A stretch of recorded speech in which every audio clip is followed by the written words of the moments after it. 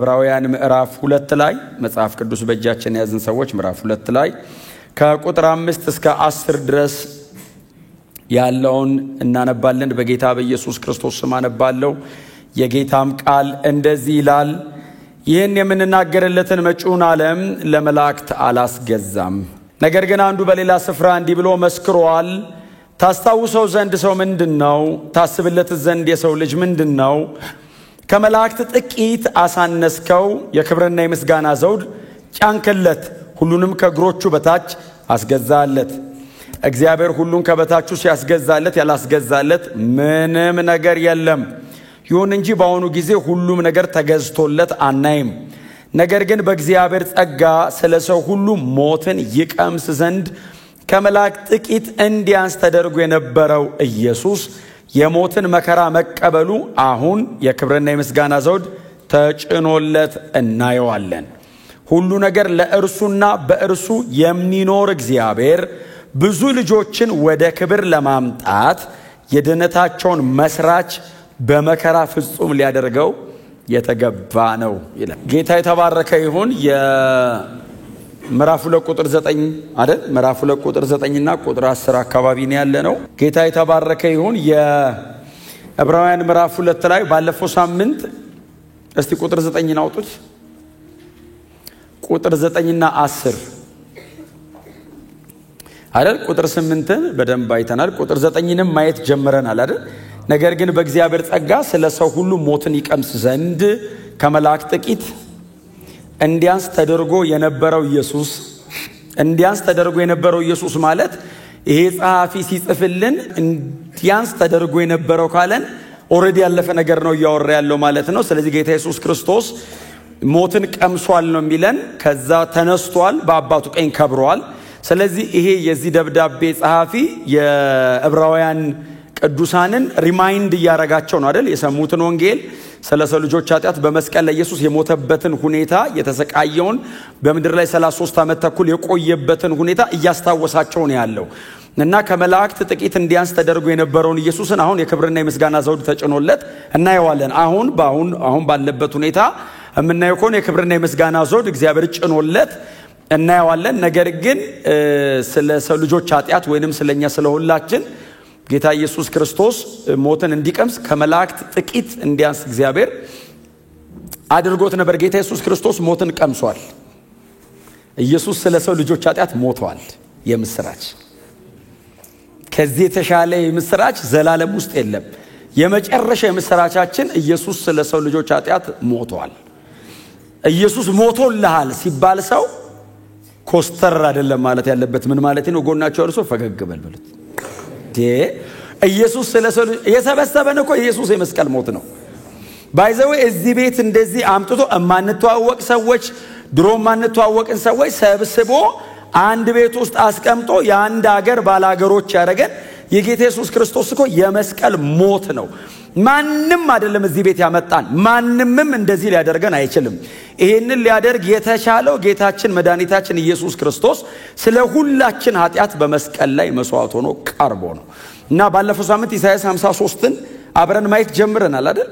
የተሰቃየው መሲህ the suffering Christ በጣም የተሰቃየ ለማብራራት ሁሉ የሚያዳግት አይደል? አንዳንዱን ቃላት እኔ በሙሉ ቁመናው ኢሳይያስ ባለበት መጠን ለማለት የሚቻል አይነት አይደለም።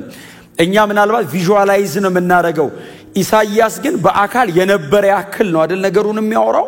ስናየው እያለ ሁሉ ስለሚያወራ ጌታ ኢየሱስ ክርስቶስ የተሰቃየ የተገረፈ ቀን፣ ቀጥሎ በመስቀል ላይ እርቃኑን አደባባይ እንዲሰቀል የተደረገ ቀን፣ ከሰቃዮቹ ወይንም ኢየሱስ ሲሰቀል የአይን ምስክር ከነበሩ ሰዎች መካከል በአንዳቸው ውስጥ ኢሳይያስ ያለ ይመስላል እና ባለፈው ሳምንት ነግሬያችኋለሁ። ወንጌላት ላይ በጣም የክርስቶስ ሲቃይ ተጽፎልናል አይደል? በአራቱም ወንጌላት ላይ የክርስቶስ ሲቃይ ተጽፏል።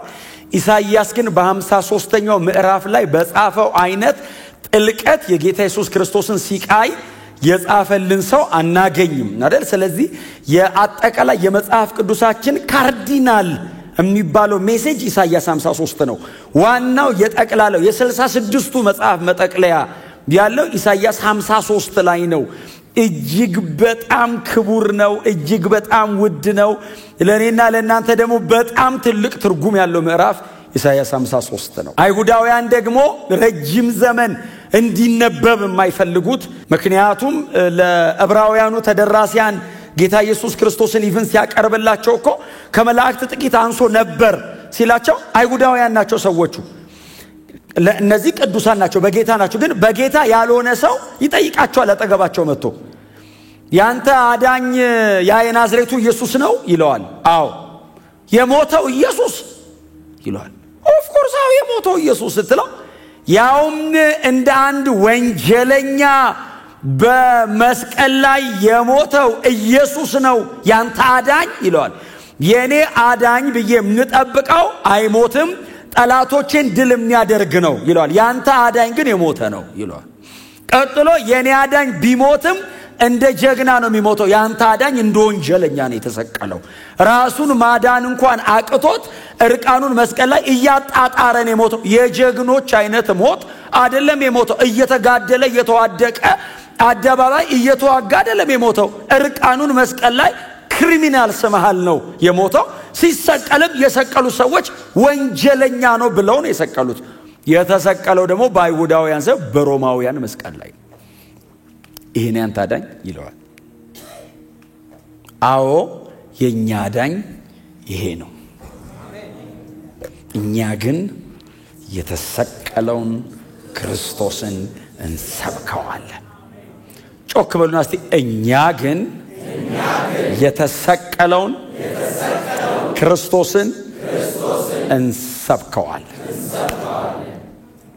ይሄ ነው መልእክታችን የተዋረደው መሲህ እሱ የኔ መሲህ ነው በመስቀል ላይ እርቃኑን ተንጠልጥሎ ሁሉም የሚተፉበት ሁሉም የሚሰድቡት እስቲ የሚያድነ ካለ ይምጣና ያድነ የሚሉት የሚያድነው አጣጥሮ መስቀል ላይ የሞተው መሲህ የኔ መሲህ ነው እባክህ አባቴ ምን ነው ተውከኝ ሲል ተከታዮቹ ብቻ ሳይሆን አባቱ የተወው መሲህ የኔ መሲህ ነው እሱ ነው ሞቴን ወስዶ በህይወት ያኖረኝ እሱ ነው የዘላለም ፍዳይን ወስዶ ለዘላለም በክብር በአባቱ ፊት ያቆመኝ እሱ ነው የኔ መሲህ አላፍርም ቀና ብዬ ማወራው ኮርቼ የምናገረው ከተከሻዬ ቀና ብዬ የምናገረው እውነት ይሄ ብቻ ነው ስለምንም ነገር ባወራ ላፍር እችላለሁ ስለራሴ ለነግራችሁ ብጀምር አፍራለሁ ስለማናችሁም እዚህ ጉባኤ መካከል ብድግ ባረጋችሁ በጣም ብዙ ድካም በዙሪያችን አለ ኢየሱስ ብቻ ነው ቀና ብለን የምናወራው ራስ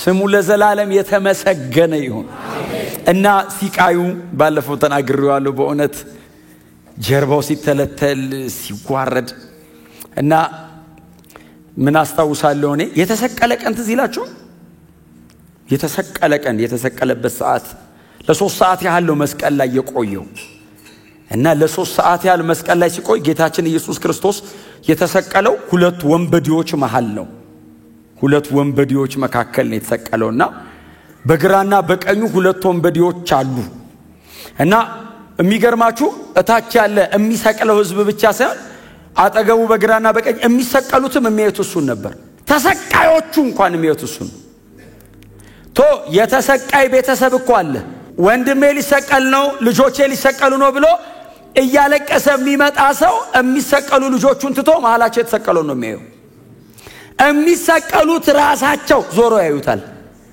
እኔ አሁን በእውነት መሰቀል ምን ያህል ያማል ብዬ ማንንም ሰው አልጠይቅም እዚህ ውስጥ ተሰቅሎ የሚያውቅ ስለሌለ አሁን መሰቀል ምን ያህል ያማል በጣም ነው የሚያመው ነው የምትሉኝ ከዛ በላይ ልትሉኝ አትችሉ የእጃቸው እዚህ አጥንታቸው ላይ ደም ስራቸውና ነርቫቸው እንዲቆረጥ ተደርጎ ነው ደረቅ እንጨት ላይ የቸነከሯቸው የኢየሱስን ሰን በቀኝና በግራ በኩል ያሉት ሁለት ወንበዴዎች ባይዘው እነሱም እጃቸው ተበስቷል አጥንቱ ላይ ነው ሰርስረው የሰቀሏቸው እና አንደኛው በስተግራ በኩል ያለው ወንበዴ ልክ እንደ ኢየሱስ ነው የተሰቀለው የኢየሱስን ያክል አልገረፉትም የኢየሱስን ያክል አላሰቃዩትም ኢየሱስ ከነሱ በጣም በተለየ አይነት መንገድ እንደተሰቃየ የምታውቁት ሆምጣጤ በሰፍነግ አድርገው እንዲጠጣ አመጡለት አይደል እንዲጠጣ ወደ አፉ አስጠጉለትና ጠጣ ሲሉት እንቢ አላቸው አይደል አንደኛው በተለይ ሉቃስ ሲነግረን ኢየሱስ አልጠጣም አለ ለምንድነው አልጠጣም ያለው እነሱ ማጠጣት የፈለጉት እንዲመረው አይደለም ባይዘው የመስቀል ሞት እየሞት ኮምጣጤ መራሃል እንዴ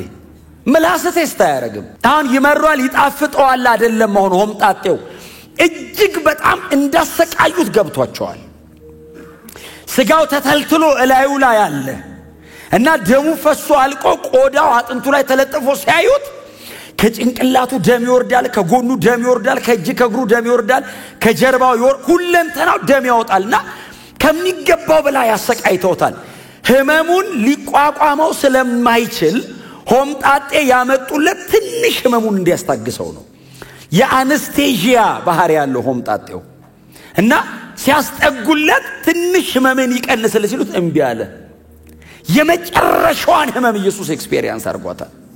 ምንም ያክል ብሰቃይ ጌታ ኢየሱስ ክርስቶስ አንደርስታንድ የማያረገው ሲቃይ የለኝም። የመጨረሻውን ሲቃይ ጌታ ኢየሱስ ክርስቶስ ቀምሶታል እና ይቀንስልህ አሉት። አይ ጳውሎስ ሮማ አደባባይ ላይ እንደዛ ሲሰቃይና 39 ጊዜ 5 ሲገረፍ ሴንስ ያረጋዋል። ኢየሱስ ወክ አርጎበታል እና እርቃኑን ነው አይደል የተሰቀለው?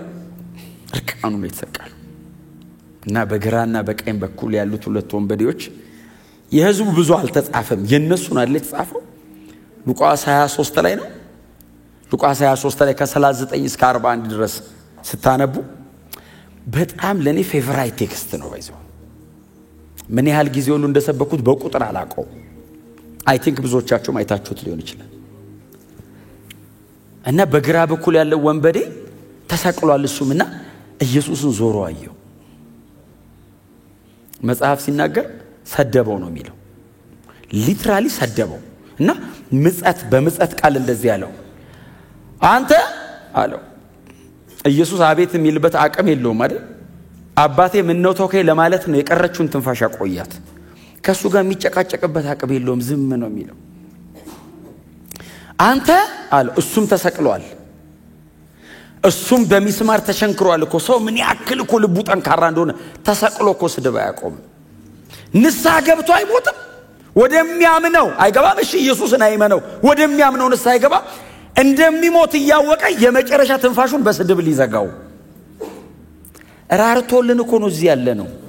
ሰው እኮ ልከኛ ነው። እምቢ ይላል እኮ ስለ ኃጢአት ኢየሱስ ሞቶላል ስለ እምቢ የዘላለም ሕይወትን እምቢ ሲኦል ልግባ ይላል። እልከኛ ነው ሰው እና ዞሮ አየውና ክርስቶስ ከሆንክ ራስንም እኛንም አድነንና አምናለሁ አለው። እስቲ ራስን አድን ውረድ ከዚህ መስቀል ላይ እኛንም አውርደን። ክርስቶስ ነኝ ስትል ነበር፣ የተቀባው ነኝ ስትል ነበር። ለዚያውም ደግሞ እግዚአብሔር ሰማይ ቀብቶ የላከኝ ነኝ ስትል ነበር። በመንፈስ ቅዱስ እንደተቀባህ አውጀሃል። ያየ በሙሉ በየመንገዱ ክርስቶስ ያውና ይላል። ይሄ ሰውዬ አይሁዳዊ ወንበዴ ነው ማለት ነው። ሮማዊ ስለ ክርስቶስ የሚያውቀው ነገር የለም። አይሁዳውያን ናቸው መሲህ የሚጠብቁት። ነኝ ብለሃል፣ መሲሁ ነኝ፣ the anointed one መሲሁ እኔ ነኝ ብለሃል። እኔ እኮ አይሁዳዊ ነኝ አለው። ስለ ቀባትና ስለ ቀባት አውቃለሁ። እግዚአብሔር ሳኦልን በብሉይ ኪዳን ጭንቅላቱ ላይ ዘይት ሲደፋበት ሳሙኤል አይደል በብርሌ ያመጣና ዘይት ደፋበት። ሲደፋበት ሳኦል ብድግ አለ። እጅግ ፈሪ ነው ሳኦል ባይዘው። አሁን መጽሐፍ ቅዱስ ላይ እንደምታዩት ተዋጊ እንዳይመስል ዕቃ መሃል ተደብቆ ፈልጎ አገኙት የሚል ቃል አለ። እድንቅ ነው የሚለኝ። ቁመቱ ረጅም ነው በጣም ነው አይደል ለመዋጋት የሚመች ነው ይልና ዕቃ መሃል ተደበቀልና ፈልገው አግኝተው አውጥቶ ሳሙኤል ሲቀባው በዚያን ዕለት አይደል የእግዚአብሔር መንፈስ በላይ ላይ ይወርድባል፣ እንደሌላም ሰው ለተለወጣለህ አለ። እንደሌላ ሰው ሆኖ ተለወጠ ይልና ከዛስ ለእስራኤላውያን መልእክት ላከ። ነገ ፀሐይ ባተኮሰ ጊዜ መዳን ለእናንተ አደርጋለሁ አለ ይላል። ፈሪው ሰውዬ አዳኝ ሆኖ ቅባት አግኝቶት ነው አለ። አሁን ሰውዬው ስለ አኖይንቲንግ እያወራን ለኢየሱስ ሆኖ ስለ መቀባት እያስረዳው ነው። አይሁዳዊ ነኝ ተቀብቻለሁ ካልካ ንጉሱን ዳዊትን ያው ሳሙኤል የሚባለው ነብይ በቀንድ ዘይት አምጥቶ ጭንቅላቱ ላይ ሲደፋበት ከተቀባበት ቀን ጀምሮ ጎልያድን ብቻ አይደለም አንበሳና ድብ ይገነጣጠል ነበር ልጁ። እነሱ ተቀብተው አገር ነፃ አውጥተዋል። አንተ መሲህ ነኝ ብለህ መስቀል ላይ የሞትክ ነው ያጠገብ ተቀብተህ እዚህ ጋር አይደለም የምጠብቅህ፣ እስቲ ውረድ አለው። ይስራ ቅባቱና ውረድ። እሱ አይደል አሁን ትግሉ። እስቲ ይገለጥ ቅባቱና አንተ ውረድ፣ ራስን አድን፣ ቀጥሎ እኛን አድንና ልመና አለው። አልፈርድም እኔ በዚህ ሰውዬ መንፈስ ቅዱስ ካላበራልህ በቀር እንዴት ልታውቀው ትችላለህ? ጌታ ኢየሱስ ዝም አለው። እየሞተ እንደሚያድን አላወቀም። እነሱ ተዋግተው ያዳኑት በጣም ጥቂት ሰው ነው። ኢየሱስ ሲሞት የሚያድነው ዓለምን ነው። ኢየሱስ ሲሞት ሞትን ነው የሚገለው። ኢየሱስ ሲሞት የመንግስተ ሰማይ በር ነው የሚከፈተው። አልገባውም ይሄ ሁሉ ስራ እንደሚሰራ ዝም ብሎ ነው የሚያየው። ፊዚካሊ የሚያየው ነገር ነው። በዛኛው ሳይድ የተሰቀለው አንደኛው ወንበዴ ደግሞ ኢየሱስን እያየው ነበር፣ ያኛው ሲሳደብ። ይሄኛው ደግሞ በጣም አስደናቂ ነው። ከነወንብድናው አልሞትም ብሎ ወንብድናውን ኢየሱስ ላይ አርጎ ሊሞት ነው። ያኛው ከነወንብድናው ሞት። ይሄኛው ደግሞ ጮክ አለና እንደዚህ ያለው ለዛኛው ኢየሱስ መሃል ነው ያለው ተሰቅሎ እርቃኑ። ይሄኛው በዚህ በኩል ያለው ለዛኛው አንተ አለው አይደል? ይሄኛው ወንበዴ ለዛኛው ወንበዴ ወንጌል ስርጭት አውትሪች ሰራ። ዳን እንጂ እኮ የዳንክ ቀን እኮ ይሆናል። አንተ አለው አቤት ይለዋል። ስለምን እንደዚህ ትሳደባለህ አለውና ይህ ሰው አለው እኔና አንተ ኃጢአት ስለሰራን ስለሚገባን በዚህ መስቀል ላይ ያለን ምን ማለቱ መሰለ? እነዚህ ሰዎች እኛን በመስቀላቸው ወንጀለኛ ይሆኑ ማለት ይገባል። እድሜን ሁሉ ወንበዴ ነህ፣ ቢሰቅሉ ይገባል፣ እኔም ይገባኛል አለው። ስለምን እግዚአብሔርን ትበድላለህ እየተሳደብካለውና ይህ ሰው አለው አጠገባቸው ነው። ኢየሱስ እኮ ለአርጊውመንት አይመችም።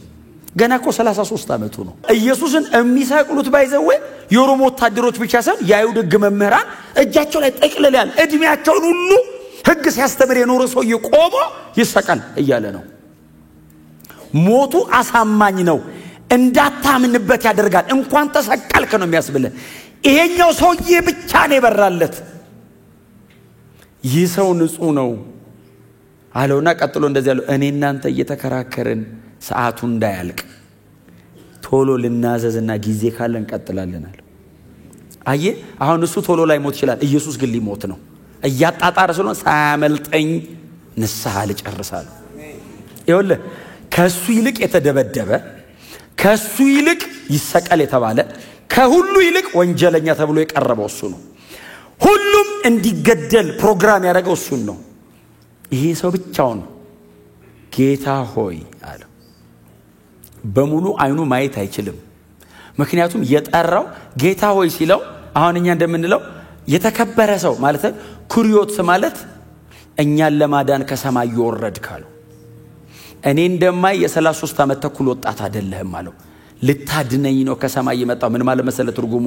አምላክ ሰው ሆነህ ነው አለው። ጌታ ሆይ አለው። ማይ ሎርድ ኩሪዮስ ያህዌ ለሚለው የብሉይ ኪዳን የእግዚአብሔር መጠሪያ የሚመጥን ስም ሰጠው። ያህዌ አዲስ ኪዳን ላይ ተተክቶ የገባው ኩሪዮስ በሚል ቃል you are my god ማለቱ ነው። ሰውየው ጌታ ሆይ አለውና ይቅር በለኝ ማረኝ አይደለም ያለው፣ በመንግስት ስትመለስ አስበኝ። ምን ማለት ነው? ከዚህ መስቀል ላይ አትወርድም ማለት ነው። አደ ትርጉሙ አትሞታለህ አለው። ከዛ ትቀበራለህ አለው። ስትሰብክ እንደነበረው በሶስተኛው ቀን ተነስተህ ትሄዳለህ አለው። መቼ እንደሆነ ባላቅም ግን መንግስት ሆነ ትመጣለህ አለው።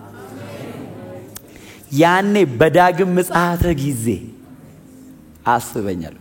አንተ ሰው እንደዚህ ተሰቅሎ እንድች እያየ በ30 ደቂቃ ከክሩሲፊክሽን እስከ ግሎሪፊኬሽን ታያለህ።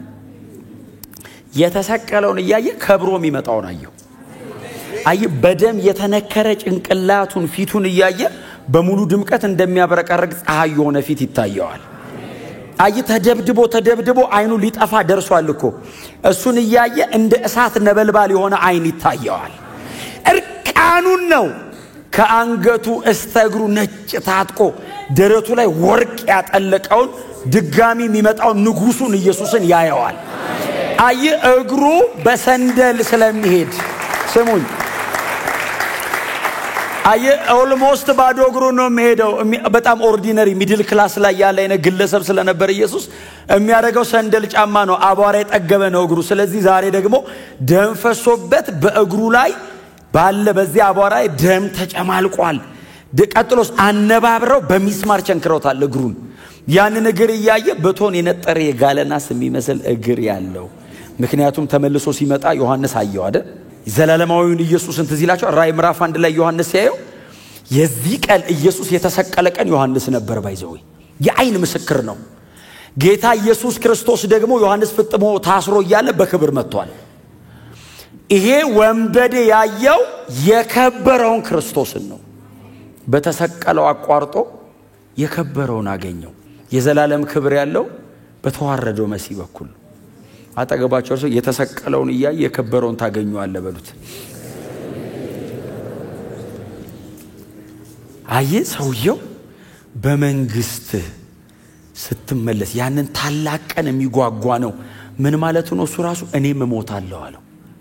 አሁን እኔን እዚህ ጋር ከመስቀል እንድታወርደኝ አልጠብቀህም አለው። ዛሬ አይደለም ማይህ አለው። ዘላለሙን አየው ኢየሱስ ውስጥ ስትመለስ አስበኝ ሲለው ይሄኛው ቤተሰብ ስለሆነ አየ ኢየሱስ ዝም ማለት አይችልም። ሰማይ ያገኘዋል። ቤተሰብ ሆነ። ኢየሱስ ዞሮ አየው። በደም በተጨማለቀ ፊት በደም ውስጥ አቋርጦ አየው። ሳግ ባፈነው ድምጽ ብዙ ተደብድቧል፣ ብዙ ጮሃል እና ሳግ በሚያፈነው ድምጽ ቀስ ብሎ እንደኔ መጮህ አይችልም። ሊሞት እኮ ነው። ዞሮ እንደዚህ ያለው አንተ ሰው አለው። የተሰቀለው ክርስቶስ አንተ ሰው ሲል አንተ ሰው አለው። አቤት አለ። እንዴት ይንበርከክ እግሩ ስር ማይ ሎርድ ብሎት እሱም ተሰቅሏል። ስለዚህ ከጭንቅላቱ ብቻ ነው ጎንበስ ማለት የሚችለው። አንተ ሰው አለው። አቤት ሲለው የያዛችሁት መጽሐፍ ቅዱስ ላይ ዛሬ ከኔ ጋር በገነት ትሆናለህ ነው የሚለው። ዛሬ ለሃለው የሚለው የግሪክ ኮንስትራክሽኑ ነው። ጨረሳችሁ ነው የምትሰሙኝ። ብዙ ጊዜ ስላወራሁት አማርኛው ለምን እንደሚለው ዛሬ ከኔ ጋር በገነት ትሆናለህ አይደል ያለው። ኦሪጂናሊ ግን ኮንስትራክሽኑ ዛሬ እነግርሃለሁ አለው። ምክንያቱም አሁን ኢየሱስ የሞተ ቀን ይወርዳል ወደታች። ዛሬ ልንገርህ አለው። እሺ ሲለው ከኔ ጋር ለዘላለም በገነት ትሆናለህ። አድነኝ ሲለው ድነሃል።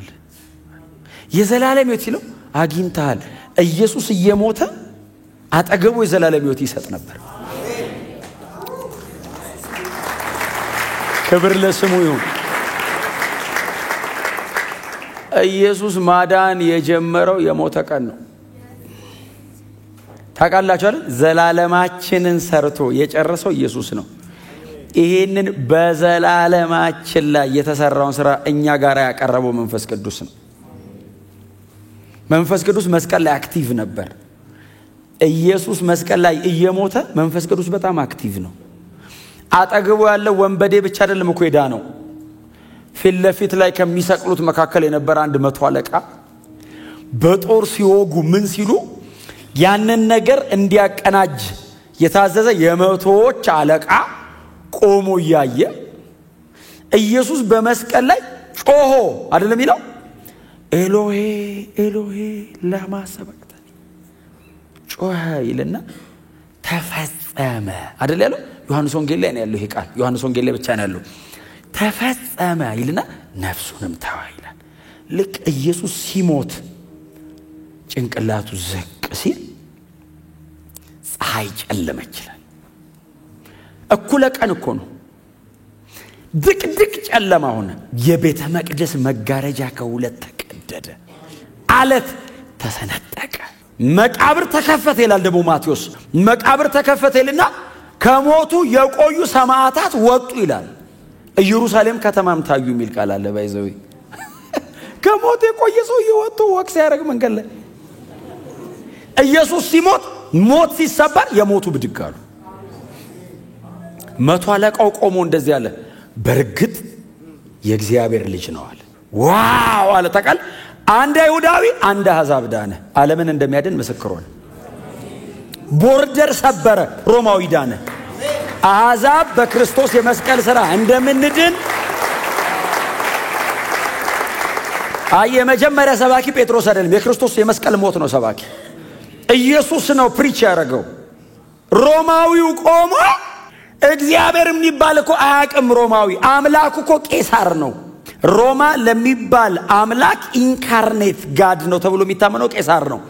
አምላኬ ስጋ ለብሶ ሲመጣ ቄሳር ነው የሚሆነው ብሎ የሚያምን ሰውዬ የያህዌ ኢንካርኔት አድርጎ መሬት ላይ መውረድ ኢየሱስ ነው ብሎ አመነ። አምላክ ሰው ሲሆን ክርስቶስ ነው አለ። ቄሳር አይደለም አለ። ካደ። ቀጥሎ የእግዚአብሔር ልጅ። ይሄ ማለት የአዲስ ኪዳናችን የመጨረሻ መገለጥ ነው። ማቴዎስ ወንጌል ምዕራፍ 16 ቁጥር 16 ማቴዎስ 16:16 ትዝ ይላችኋል ጴጥሮስ ያለው እኔ ማን ነኝ ሲል አንተ ክርስቶስ የሕያው እግዚአብሔር ልጅ ነህ። ይሄ አልቲሜት የሆነው መገለጥ ነው አዲስ ኪዳን ላይ። የሐዋርያ ሥራን 30 ዓመቱን በ28 ምዕራፍ ወንድማችን ሉቃስ ሲያዋቀረው ጴጥሮስ፣ ጳውሎስ፣ ፊልጶስ፣ እስጢፋኖስ፣ አጵሎስ፣ አቂላና ጵርስቅላ አሉ ሐዋርያ ሥራ ላይ። ሁሉም የሰበኩት ክርስቶስ የሕያው እግዚአብሔር ልጅ ነው። ሙሉ አዲስ ኪዳናችን ትምህርቱ እርሱ ክርስቶስ የሕያው የእግዚአብሔር ልጅ ነው። ሮማዊው መቶ አለቃ ቆሞ ያየው ቀን ገባው። ያየው ቀን የመጨረሻውን ብርሃን አገኘው። አሁን ይሄ ሮማዊ መቶ አለቃ ርዕስ አይፈልግም፣ ጥልቀት ነው የሚፈልገው። የእግዚአብሔር ልጅ ነው ማለት ክብር ለኢየሱስ ይሁን። የጌታ ኢየሱስ ክርስቶስ ሲቃይና የመስቀል ሞት ድንገት የተከናወነ አይደለም፣ በእግዚአብሔር ዘላለማዊ የማዳን ዕቅድ ውስጥ ያለ ነው። የሐዋርያ ሥራ ምዕራፍ 2 ላይ ሂዱ እስቲ። ምዕራፍ 2 ቁጥር 23 እርሱም በእግዚአብሔር በቀደመው ውሳኔውና በጥንት ዕውቀቱ ይህንን ሰው በእጃቸው አሳልፎ ፕሪዴስተንድ ነው። የክርስቶስ የመስቀል ሞት ድንገት የመጣ አይደለም። የክርስቶስ የመስቀል ሞት በእግዚአብሔር ዘላለማዊ ፕሮግራም ውስጥ የተቀመጠ ነው። ይሄ የጴጥሮስ ስብከት ነው አይደል? የሐዋርያ ሥራ ምዕራፍ 2 ላይ ያለ የጴጥሮስ ስብከት እኮ ነው ይሄ። እግዚአብሔር በጥንት ውሳኔው በቀደመው ዕውቀቱ ይህንን ሰው ይለዋል። ጌታ ኢየሱስ ክርስቶስን ነው ይህንን ሰው የሚለው። ባይዘው በጣም አስገራሚ ሰባኪ ነው ጴጥሮስ። ይህንን ሰው በእጃቸው አሳልፎ ሰጣቸው። የኢየሱስ ክርስቶስ የመስቀል ሞት የአይን ምስክር፣ ቀጥሎም ደግሞ ለክርስቶስ ኢየሱስ የመስቀል ሞት ተጠያቂ የነበረ ሕዝብ ፊት ነው ጴጥሮስ የቆመው። ጴጥሮስ ቆሞ የሰበከው ጉባኤ እኔ ዛሬ ቆሜ የምሰብከው እንደዚህ አይነት ጉባኤ አይደለም። እኔና እናንተ ኢየሱስ በመስቀል ላይ ሞተ ስንል ገደሉት ብለን ነው የምናወራው። ገደል ነው የሚል የለም እዚህ ውስጥ። ጴጥሮስ ግን ቆሞ እየሰበከ ያለው ምዕራፍ 2 ላይ ኢየሱስ የሞተ ቀን ይሰቀል ብሎ የጮኸ ሕዝብ ነው። ለዛ ነው ምዕራፍ 2 ላይ ብቻ አይደለም ምዕራፍ 4 ላይ ሂዱ። ከገረፏቸው በኋላ መተው የጸለዩ ጸሎት ነው። የሐዋርያ ሥራ እዛው በጣም ነው የሚገርመኝ ሉቃስ እንዴት አተኩሮ እዚህ ጉዳይ ላይ እንደሚጽፍ። ምዕራፍ 4 ላይ ሂዱ እስቲ ቁጥር 27 ምንድነው የሚለው? 27 እና 28 እጅና ሐሳብ አስቀድመው የወሰኑት እንዲፈጸም በዚህ ከተማ ተሰበሰቡ። በቀባው በብላቴና በኢየሱስ ክርስቶስ ላይ ይህን ለማድረግ ያንተ እጅና ሐሳብ አስቀድመው የወሰኑትን ለመፈጸም ተሰበሰቡ። ድንገት አይደለም ቁጭ ያሉት። ጲላጦስና ሄሮድስ ባይዘው የመሰላቸው ለነሱን ወንጌላትን የሚያነብሰው። ለምሳሌ አሁን የዚህ የሐዋርያ ሥራ ተደራሲ ማን ነው? ቴዎፍሎስ የሉቃስ ወንጌልን ሲያነብ የኢየሱስን አሁን የተሰቀለበትን ከምዕራፍ 22 እና 23 ላይ ነው ሲቃዩና ሞቱ። ጲላጦስ ፊት ቀርቦ ጲላጦስ የኔ ግዛት ሰው አይደለም፣ ሄሮድስ ጋር ወሰዱት ገሊላዊ አይደል ብሎ ሄሮድስ ጋር ሲሄድ ሄሮድስ ደግሞ አይቶት ልብሰ መንግስት አለበሰው አይደል? ሄሮድስ እንትኑን አወለቀ ካባውን። የነሱ ካባ ማለት የኛ ሀገር መሪዎች የሚለብሱት አይነት ካባ እንዳይመስላችሁ። ሪል ወርቅ ነው እንትኑ፣ በጎልድ ነው የሚሰራው እንትኑና በጣም የተንቆጠቆጠ ነው። አወለቀና ምክንያቱም ኢየሱስን በእግር ነው ይዘውት ሄዱት። በዛ ላይ ሳይበላ ነው ያደረውም የዋለውም። መንገድ ላይ እነሱ በሰረገላ እሱ በእግር ነው የሚሄዱት። በጣም ተጎሳቁሏል። ፊቱ ሲቆም ካባውን አውልቆ አለበሰውና የአይሁድ ንጉሥ ነህ እንዴ ያለው ሲለው ጌታ ኢየሱስ ምንድን ያለው? አንተው አልክ። ወይ ወደ እጃቸው እኮ ነው የሚመልሰው። የአይሁድ ንጉሥ ነህ ሲለው አዎ አይደለም ያለው አንተ አልክ ሲለው ግረፉት አለ። ታውቃለህ ልብሰ መንግስቱን አለበሰው ይልና ምቱት አላቸው። እያዋረደው እኮ ነው። አልብሽህም አትሆንም እኮ ነው። እኔ ነኝ አለው። ሄሮድስ ባይዘው ንጉሥ አይደለም፣ የዛ አውራጃ ገዢ ነው። ኢየሱስ እኮ የምድር ነገስታት ገዢ ነው። ራዕይ ምዕራፍ 1 ቁጥር 5 እኮ የሚለው የምድር ነገስታት ገዢ ይለዋል።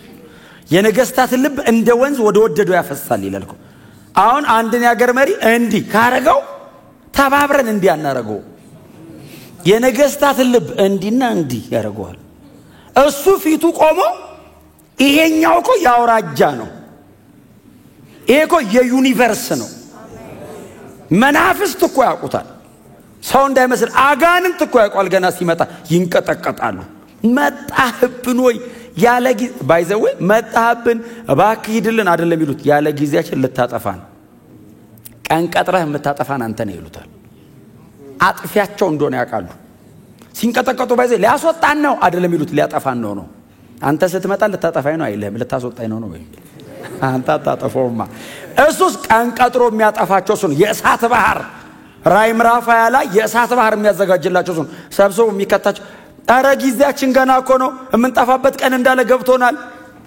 አጋንንት እኮ ያውቁታል የምድር ነገስታት ገዢ ነው ሰውን ለማዳን ግን ጥቂት ዝቅ አለ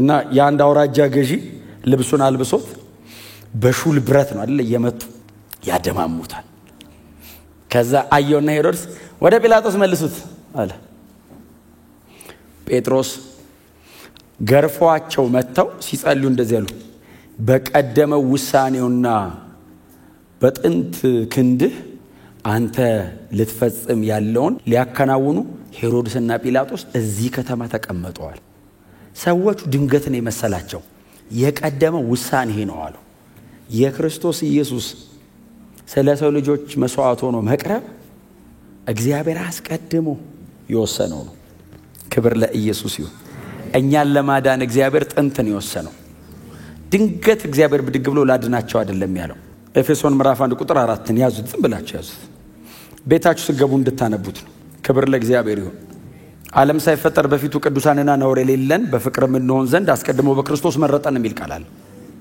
እንድታጠኑትና ዝም ብላችሁ እንድትይዙት ነው ግን አንድ ቃል አብረን እንድናነብ ፈልጋለሁ አውቄ ነው ማስነብባችሁ ዮሐንስ ወንጌል ምዕራፍ 12 ላይ ሄዱና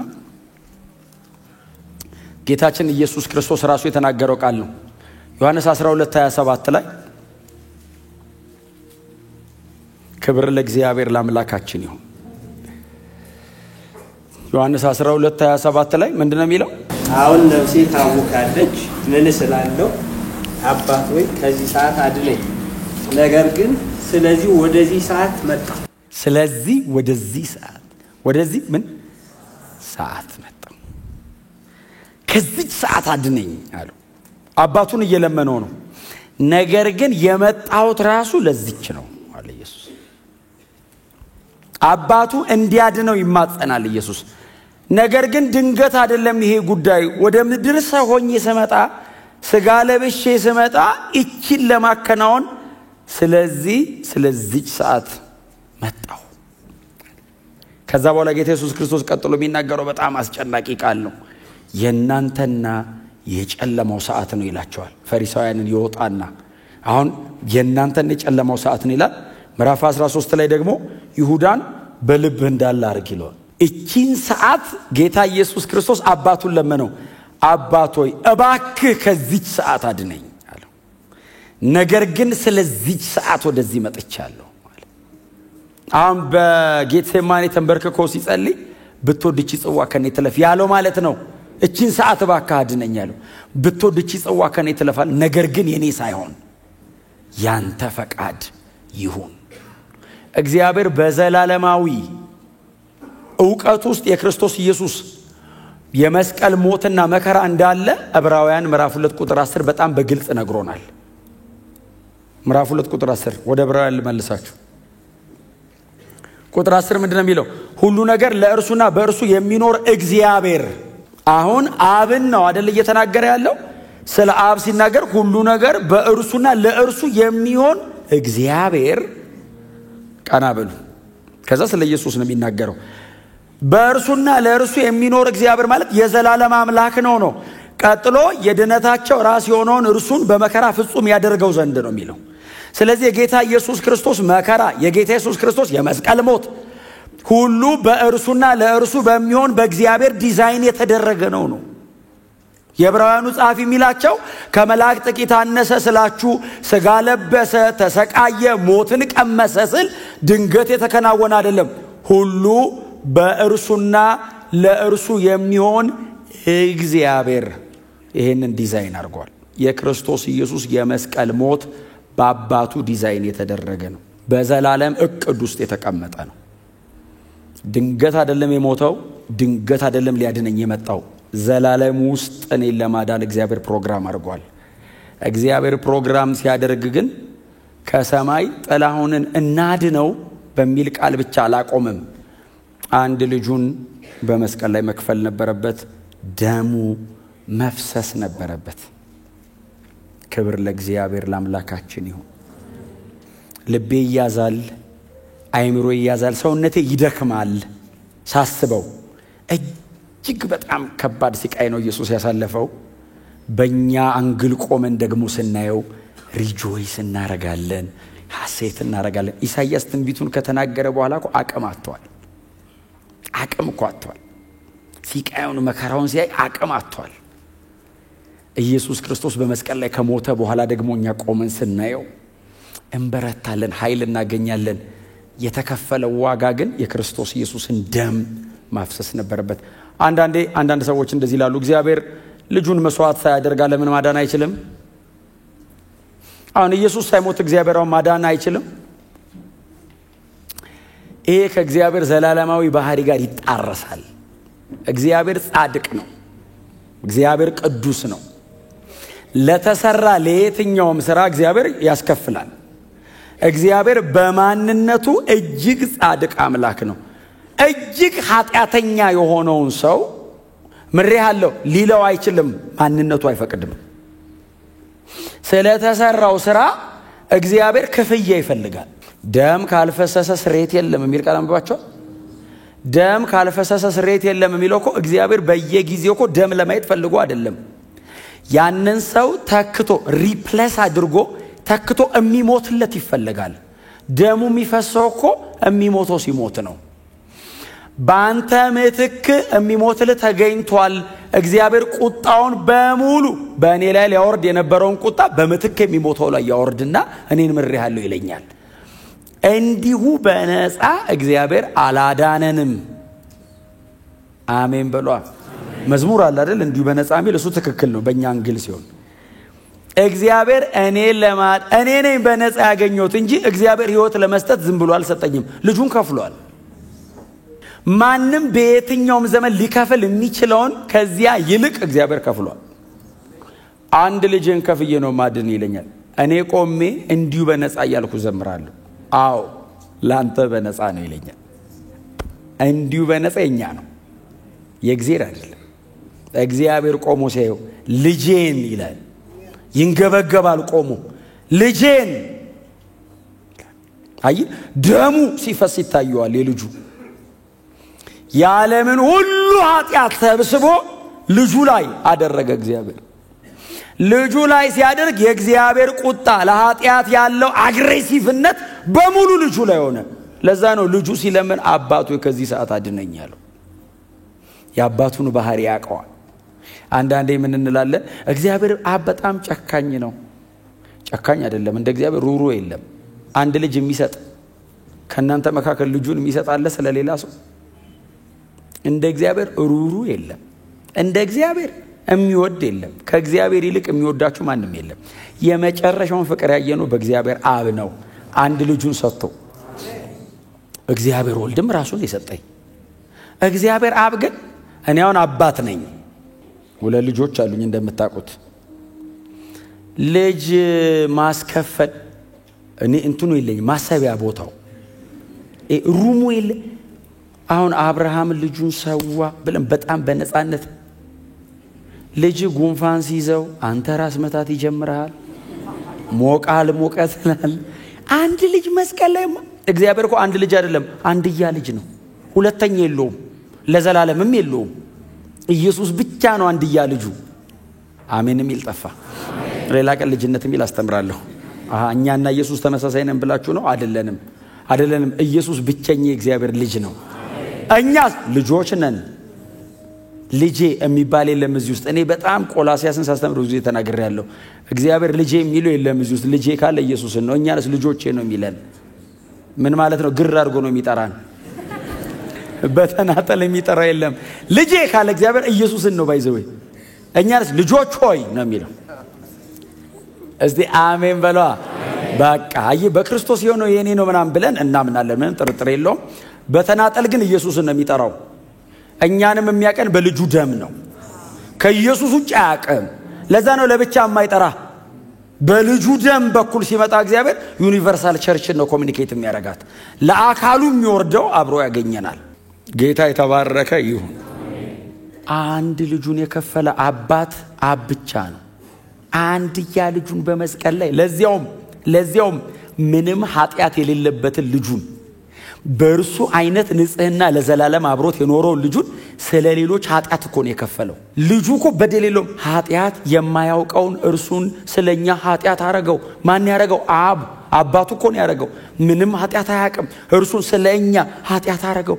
ቁጣዬ አንተ ላይ ይፍሰስ፣ አንድያ ልጄ ነህ፣ እጅግ ወድሃለሁ፣ እንዳንተ አይነት የለኝም፣ በዘላለም ውስጥ ብቸኛ ልጄ ነህ፣ የመጨረሻ ቁጣዬን አንተ ላይ ያፈስና እነሱን አድናለሁ።